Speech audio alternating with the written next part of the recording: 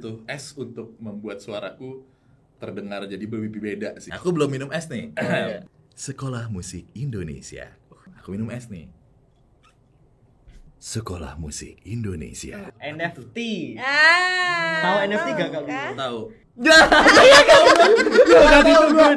deh gua. Ngobas, ngobrol seru bareng Sekolah Musik Indonesia.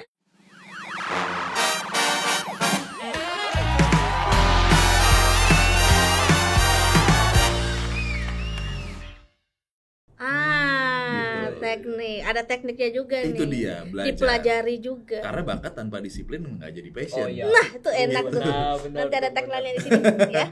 Percuma cuman punya bakat doang tapi kita nggak bisa disiplin gitu. betul. Ya itu disiplin tuh udah mencakup banyak hal ya. Kayak kita bisa belajar gitu, terus kita komitmen dan lain-lain gitu.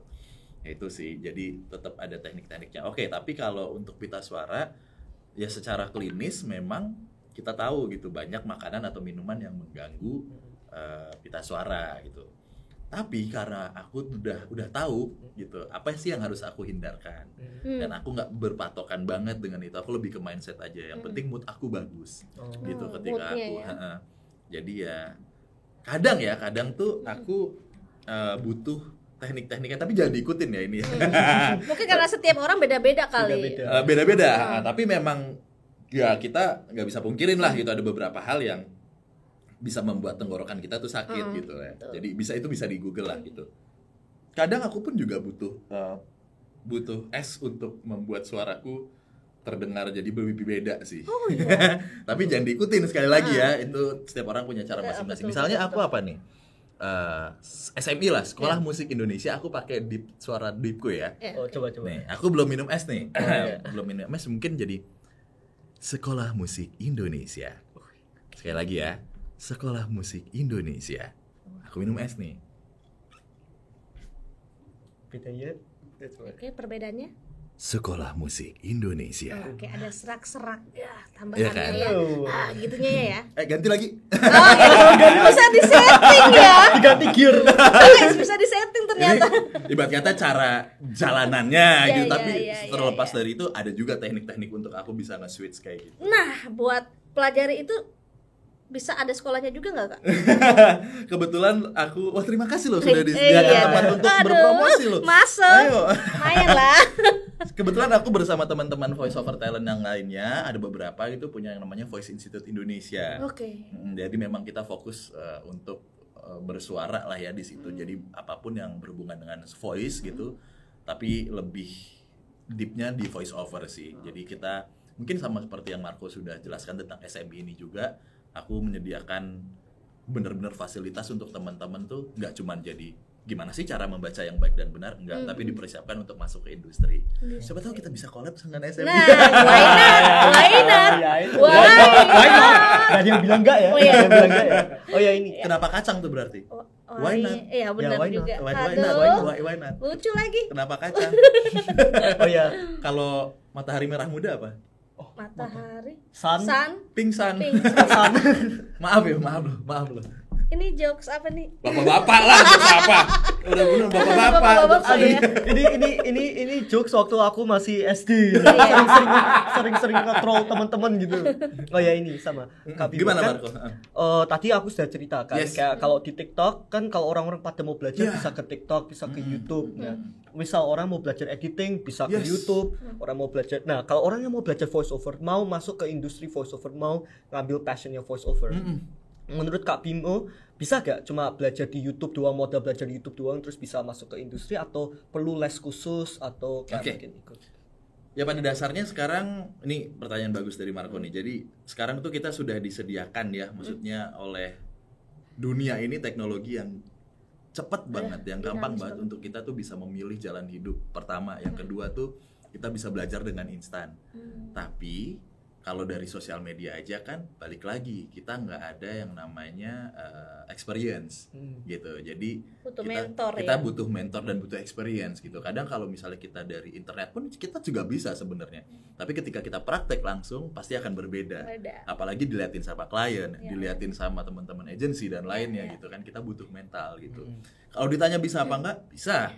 kita coba-coba terus bisa otodidak kan, itu sama aja kayak belajar otodidak gitu, sama aja kayak belajar di internet, tapi experience-nya itu yang kita nggak bisa dapat gitu. Sama kayak di teman-teman SMI, belajar main gitar bisa, tapi kan nggak bisa dapat experience yang ditawarkan sama SMI kayak gitu. Butuh mentor, tetap butuh mentor. Tetap butuh mentor, tetap butuh pengalaman terjun langsung dan praktek gitu. Nah, yang di ini. Baik. Nah, ini lagi ada perbincangan yang lagi naik daun nih. Ya, NFT. Tahu NFT gak Kak? Tahu. Not Nah, fungible token. Non fungible token. Yes. Iya. Yes. Tahu gak cara kerjanya? Cara kerjanya. Belum tahu ya. Sebenarnya sedikit sih Sedikit. cara kerjanya gitu. Oke. Tapi Ini tak jelasin dikit ya agar bisa ngikut nanti. Iya. Nah, bisa ya. Aku boleh dong. Ya, oke. Modalin aja deh Marco. Oh, Aku kalau udah ada modalnya aku ngikut. ya udah, ini Masuk. ini sekalian buat Smithers yang nggak tahu NFT itu apa. Betul, NFT betul. itu non fungible token. Iya, ya. iya. Contoh ya, ini cara kerjanya. Misal aku beli sebuah sepatu Air Force Nike, Yes. gitu misal ya. Terus tapi aku suruh China atau pabrik di China Pabrik. bikin materi, pakai materi yang sama, knitting yang sama, tak bandingin.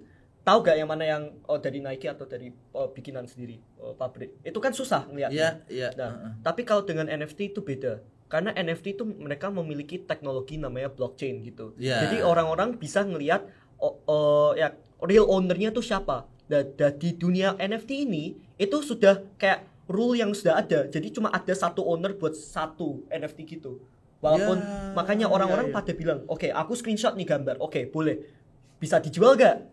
Iya. Nah, soalnya kan kalau mau beli, mereka mau beli yang otentik. Kayak Ya. misal Mona Lisa. Mona Lisa. Itu kan orang-orang kan bisa dicat sama, bisa difoto jadiin sama. Value-nya ada gak? Kan Iya. di-paint-nya oleh orang-orang Iya, beda kan. iya, Orangnya betul. beda. Nah, Ya. itu. Dan ini ya, dan hak ciptanya ya. Hak ciptanya, maksudnya iya. kita udah bisa memiliki langsung kan ketika kita bisa membeli gitu kan. Apa tuh misalnya apa namanya Roborovski sekarang yang Oh, lagi. wah, itu enggak tahu lah. Gojali. Gosali ya kebanggaan Indonesia. Indonesia. asal Semarang loh. Semarang, Iya. iya. Iya benar. Ya sama, seperti itu. Ya, sama kan NFT kan kebanyakan yang kita lihat tuh kayak gambar-gambar kan. Iya. Ya, nah Kabimoki kira-kira menurut Kabimoki gimana ya? Kalau NFT itu mereka mau beli suara atau mereka mau beli musik Jasa gitu ya. jasa kayak Oke. misal kayak Kabimo ngisi suara ya. Ini contoh ya. Iya. Kabimo ngisi suara dijadikan NFT. Orang beli. Oke, suaranya Kabimo yang itu tagline-nya dah milik mereka. Ya, Jadi ya, orang lain ya. nggak bisa pakai, cuma yang beli. Iya, jadi memang aku kan juga memantau dunia internet gitu ya misalnya juga ya. Jadi memang sekarang kan lagi ada pembahasan tentang NFT musik juga ya. Jadi musisi-musisi Iya. juga sedang membahas ini nih untuk banyak banget isunya sebenarnya. Iya. Ya kalau aku sih selagi ada kesempatannya dan selagi bisa kenapa Why not, enggak ya. gitu. Tapi memang kita paham ya harus butuh edukasi banget apalagi untuk pasar Indonesia gitu. Betul. Mereka udah ready belum dengan ini gitu. Kalau untuk creator sendiri sih sangat ini banget lah, sangat apresiasi banget lah gitu ya. Karena memang jadinya eksklusif nih. Kamu mau pakai suaranya Bimoki? Beli dulu. Bisa. Loh, kalau menurutku malah in the future NFT akan kepake Bisa mungkin kayak gitu. untuk orang-orang yang mungkin kayak boomers gitu, mereka ini apaan sih gambar monyet kok bisa lebih dari 1 miliar belinya. Nah tapi ya itu beda banget eranya. Kalau aku waktu misal Kabimo kalau masih SMA gitu tak bilangin ini gambar monyet beli nih 10M, percaya gak? Harganya 10M, percaya gak? Ya enggak lah. Enggak lah. Lah, Ya, tapi enggak. apa aslinya? Itu ada kok. Ada. Berapa ETH tuh ya dibeli ya? 100 ada. 100 ETH tuh. 100 Itulah ETH tuh dunia digital lumayan ya. loh, lumayan buat. Iya. Ya, semoga Indonesia juga bisa lebih siap menerima Iya. future seperti Betul, ini betul. gitu ya. Dan jangan sampai ketinggalan lah sama Ya. Yes, negara yang lain. benar. Baiklah teman-teman, jadi karena Kak Bimo ini sudah hadir di sini, jadi alangkah bagusnya atau baiknya kalau kita juga ngasih Challenge dong. Apa nih? kejutan, surprise, oke. Aduh, gitu. Aku kan yang kaget. Aduh. Udah. Masa tamu datang kita kasih challenge ya kan. Challenge dong. Gimana tuh, Nah, tuh? sebagai Boleh. seorang voice over talent nih, jadi di SM itu punya 4 maskot. Hah? Pak maskot? Maskot Hmm, ya, nggak tahu kan? Lucu Ya, banget. iya dong. Namanya Brandy, Brandy. Milea. Milea, Milea. Ryu, Lopez dan sama Rio gitu. Lopez sama Nah, Rio. Brandy, Milea, Lopez, Ryu. ya, Rio, nah ya. gambar Rio. Ya, Rio. Nah, setiap apa namanya? Ya, gue udah kebayang. Setiap maskot atau karakter itu punya karakter masing-masing. Iya. Nah, boleh dong kalau misalnya Kak Bimo lihat nih dari segi visual, nanti kita liatin gambarnya. Kayak dari ciri-ciri bisa gak? Soalnya kan orang-orang kan kalau visual kan mungkin gampang ya. Tapi kalau dengan ciri-ciri mereka Ya, gitu, ya, bisa ya. gak ya? Ada orang gede, tapi kalau ciri-cirinya dia pendiam kan nggak bakal berat banget. Oke dong. Oke, kita mulai dari maskot pertama, Brandy. Kira-kira suaranya gimana? Nih, coba dilihat. Dilihat dulu, ada penjelasannya di Ada Zoom boleh. Boleh aku pegang? Ya, Boleh dong. Sorry ya. Udah ada suaranya sebenarnya. Sudah ada. Nanti bisa kita Nggak ngomong. apa-apa. Nggak apa-apa. Coba dong. Gue udah lama banget tidak Pernah impression gitu-gitu gak sih? Impression Nah, gitu. impersonate. Impersonate ya? Aku justru nggak bisa impersonate. Maksudnya walaupun itu ya tadi bilang ya voice talent, tapi bukan jalurku jalur lah. situ. Oke, nggak apa-apa. Kita Boleh, coba boleh. aja. Kita challenge. Makanya namanya namanya challenge. challenge. Kalau voice over sih gampang. Ngapain dikasih Iya lagi. voice over kalau gampang gitu. Oke, Oke. please welcome Bimo Brandy. Ya, udah tahu gue. Nyerah deh gue. Halo. Gini aja. Oh, dikasih contoh. Challenge yang ini aja, ngobas. Gue gak nyerah banget gue geli sendiri. Gak Gimana apa-apa. sih itu, coba aja gue tes ya. Coba aja ya, kalau dari Halo, aku Brandy. Enggak bisa. Geli banget ya. Halo, aku Brandy. Ini Brandy ya? Brandy merah. Merah, ya. Tadi ikonnya sudah baca, Oke. kekuatannya dan lain-lain. Sudah gambarannya. Halo, aku Brandy. Aku ada di Sekolah Musik Indonesia. Aku disuruh gini sih juga geli sih. Aku Sekali lagi dong, sekali lagi. Sekali lagi, biar diambil sedikit ya. Oke. Halo, aku Brandy. Aku pengajar di Sekolah Musik Indonesia. Masih geli. Udah 2 kali nyoba masih geli. dengerin coba suaranya. Gimana sih? Itu suara asli. Nah, jangan dulu. Oke, Kita ke oke. Next, karakter next. berikutnya. Lebih geli lagi. Nah, ya, yang kasar kedua banget. itu karakternya gendernya cewek. Gak apa-apa, kan bisa. Aku juga Bisa bisa. sih. Oke. Boleh Ini dilihat. siapa lagi nih? Milea. Oh. Udah lama banget gue nggak dubbing asli. Hai, aku Milea. Miela ya. Aku punya kemampuan magical voice. Siapa lagi? Karakter 3 Rio. Ada 4 Kak. Rio. Oke. Oke. Keren sih tapi. Gue cuma ngeliat nih hewan apa sih lebih tepatnya. Nggak lebih ngeliat dia apa-apa. Udah gue lihat hewan apa. Hewannya ya. Oke. Master of Improvisation. Ya, mantap sekali. Mantap. Hehe, aku Rio. Wow, kita sudah menemukan ya. Oke. Gitu ya. Hei, cempreng-cempreng gitu kali. Hei, Boleh aku dong. Master of Jelas, Improvisation. but now listen. Siapa lagi nih Iya. namanya nih? Namanya Lopez. Lopez nih paling terakhir nih. Oh iyalah, padahal masih banyak nama Indonesia loh, Supratman gitu nggak? Ah, iya. Agung Supratman gitu ya. Suparman. Nih Suparman. sama iya sama siapa gitu. Agung. Agus gitu ya. Kok Agus sih? Agung. Oke. Oke. Problem solver. Oke. Oke. Let's Lopez. see. Hai, aku Lopez. Aku adalah problem solver di Sekolah Musik Indonesia. Amat. Banyak. Tapi punya pengalaman juga ya di Bisa, profesional. maksudnya memang tapi yang Miss Lana lakukan dan Marco juga tadi challenge gitu sebenarnya memang ini salah satu yang susah untuk jadi seorang voice over talent atau dubber. Karena kita harus bener-bener mainin theater of mind kita gitu. Kita gimana caranya untuk bisa ngeblend ke sebuah tokoh atau ke sebuah brief gitu. Karena apalagi voice over itu bukan hanya sekedar membaca tulisan. Nah itu boleh lebih ke teknis Kak. Kalau misalnya nih kita ini. kita nih baca lihat apa satu video dilihatin terus apakah seorang voice talent itu harus memikirkan skripnya juga atau dia tinggal terima aja skripnya kayak gini atau dia bisa improve dari skrip itu juga biasanya di pengalamannya Ya. kakak di dunia kerja ya. Memang kalau yang membuat skrip itu namanya copywriter ya. Iya, copywriter. Nah, tapi kalau kita bisa improve tapi sesuai dengan kesepakatan. Misalnya aku tidak suka misalnya aku tidak suka makan daging gitu. Misalnya aku baca aku tidak suka makan daging, tapi visualnya itu lagi di tempat tongkrongan sama teman-teman gitu. Terus kliennya bilang kayak ini kurang luas ya gitu. Oke. Ya udah bisa aku improve jadi aku nggak suka makan daging. Oke. Tapi kan intinya tetap sama. Oke. Ketimbang kita baca yang aku tidak suka makan daging gitu. Oh, ya terlalu formal Terlalu gitu. formal Ya. gitu. Mungkin sebatas itu improve-nya.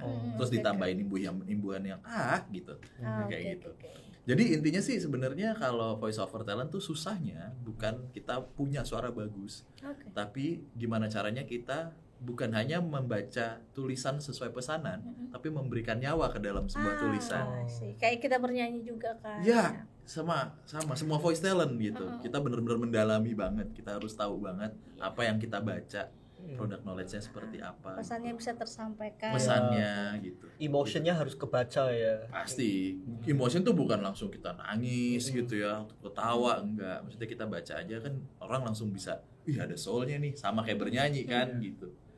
Gitu sih misalnya. Oke, baik. Nah, ini aku ada pertanyaan. Ada, Ya, lagi. oke. Boleh. Nah, jadi kan kita ngomongin tadi mungkin teknik-tekniknya ya. Teknik-teknik kalau Kak Bimo kalau mau suaranya lebih minum es dingin gini. Tapi kan orang-orang kan katanya beda kan. Nah, untuk Kak Bimo agar kayak untuk suaranya agak lebih prima lah agar nggak hilang atau agar tetap dijaga gitu. Itu teknik-tekniknya itu dari pengalaman atau coba-coba trial and error nanti jadinya tahu-tahu ketemunya kayak gini atau gimana dong, ceritain dong. Untuk sesuatu yang menjadi aset di dalam diri kita gitu ya, kalau bisa jangan coba-coba sih. Tapi kita coba tanya ke expertise-nya gitu. Expertise. Jadi That's why kita butuh mentor tadi ya. Iya, jadi kalau aku ternyata setelah sharing dengan temanku yang dokter gitu ya, aku beruntung punya stamina tenggorokanku tuh lebih kuat sebenarnya, lebih prima daripada stamina badanku. Mungkin Marco dan Mislana juga bisa tahu beberapa teman-teman yang gampang seret kalau lagi ngomong kayak gitu kan. Ya itu juga bisa diantisipasi sebenarnya kayak gitu. Boleh dong tips and triknya gitu Ya, gimana? Tips and trick kalau aku sih Sepanjang profesionalan. Soalnya kan dari pengalaman selalu pasti ada tips yang bisa membantu Karena memang orang memang ya kalau memulai. ngomongin tentang pita suara itu kan ada beberapa teman kita yang kita tahu juga di dunia entertainment yang suaranya dulu gimana, sekarang banyak yang kena sampai ada penyakitnya sendiri ya gitu ya. Itu gimana tuh Kak? Kalau aku sih trik basic buat Smithers ya sebenarnya basic banget ini. Ya jaga tidur, jangan sampai capek kayak gitu. Nggak usah ke makanan dulu lah gitu, tapi stamina kita gitu tuh pengaruh karena once kita pola hidup nggak bagus, asam lambung naik, nah itu yang biasanya bikin serak gitu. Nah terus mood juga berpengaruh gitu. Mood itu juga berpengaruh. Kita kalau lagi nggak mood, nah itu mental dan profesionalisme kita tuh diuji di situ. Nah gitu gimana tuh Kak? Kalau misalnya lagi nggak mood, terus tiba-tiba harus dapat skrip yang gitu. Ya simpel aja, waduh kalau gak gue kerjain gak berduit nih gue. Sesimpel itu gitu. aja sih ya. Berarti harus dengan profesional aja ya. Iya. Sama ya itu tadi, ketika kita udah membacakan skrip dan kita tahu apa yang kita bacain, pasti kita enjoy, pasti kita tahu di mana gimana ngalunnya berbicara.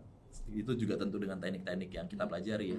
Tapi kalau tiba-tiba kita langsung baca gitu, nggak tahu maksud dan tujuannya apa, ya pasti capek lah. Gitu. Maksudnya kayak, aduh apa sih ini? Betul sekali. Ya, itu basic banget sih, basic banget, basic dulu aja. Nah ini Kak Bimo, aku punya pertanyaan ya. Kan pasti journey untuk menjadi voice talent kan nggak gampang. Journey untuk kemana-mana kan nggak gampang, nggak ada instannya kan. Betul. Nah ada gak titik terendahnya Kak Bimo saat melakukan ini? Jadi kayak sudah, aku nggak mau melakukan ini lagi deh. Nah, apa yang membangkitkan kayak jiwanya untuk continue? Oke. Nah, apa itu? Iya, jadi kalau di cowok ya, mungkin Marco gitu, kita pernah punya satu momen yang suara kita tuh tiba-tiba akil balik ya, ngebas enggak, cempreng enggak gitu, dan kayak sebenarnya nggak ada pasarnya nih suara-suara seperti ini gitu. Tapi kan waktu itu aku masih muda, mungkin seumuran Marco gitu ya, kurang lebih gitu. Lebih muda lagi mungkin, ya udahlah nggak mau ngisi suara gitu, nggak ada yang manggil gitu. Tapi dari situ bapak selalu bilang gitu, kamu ini pada dasarnya memang yang ditawarkan adalah jasa gitu. bikin semua teman-teman kamu, klien kamu itu bisa ada rasa percaya. Build trust dulu, cuan kemudian. Jangan mikirin cuan-cuannya terus. Gimana caranya orang-orang tuh bisa trust gitu sama kamu? Ya dengan cara, ya kalau kamu dapat challenge skrip sesusah apapun gitu ya, kamu cobain aja dulu. Atau misalnya ada waktu-waktu gitu yang bekerjanya di saat kamu sekolah tapi nggak ganggu sekolah, coba kamu diskusikan gitu. Dan Bapak sih selalu bilang ya, jangan pernah gue jadi quote bokap yang satu lagi, sorry ya, maaf ya. Dan Bapak tuh pernah bilang, kita tuh nggak bakal nyenengin, bisa muasin semua pihak kalau misalnya kita kerja sebagai freelance gitu ya. Kadang kita dapat udah deal sama yang vendor yang A, taunya vendor yang B lebih gede. Nah itu tuh jangan dilepasin yang kayak gitu. Betul. Ada attitude-nya juga. Attitude gitu, nge-build attitude dan lain-lain. Kayak gitu sih, Marco. Jadi belajar dan terus belajar dari setiap kejadian. Just do it aja dulu. Just do it dan belajar. Iya, tapi dari ceritanya juga berarti butuh support system juga ya. Ada bapaknya itu. Jelas, support system. Networking tadi yang aku bilang gitu. Networking. Jadi intinya cari environment yang bisa support kamu even at your lowest point gitu. That's the point, Marco. Oke. Yes. Nah, kebanyakan kan juga anak-anak muda kan waktu mau mulai juga kalau kesusahan dikit, aduh sudahlah, aku nggak mau lah. Udah, aku healing aja. Aku udah overthinking. Nah, tapi ya seperti yang Kak Bimo bilang, ya butuh environment yang pas, butuh orang-orang yang will support you ya, even if you don't believe in yourself. Yes. Harus ada orang-orang yang believe in you. Ya, betul. Kalau kamu pengen jadi musisi, di mana environment itu? Di Sekolah Musik Indonesia. Asik. Yang ngomong bukan kita loh. Yang ngomong bukan aku loh. Yang ngomong Kak Bimo gitu. Siap.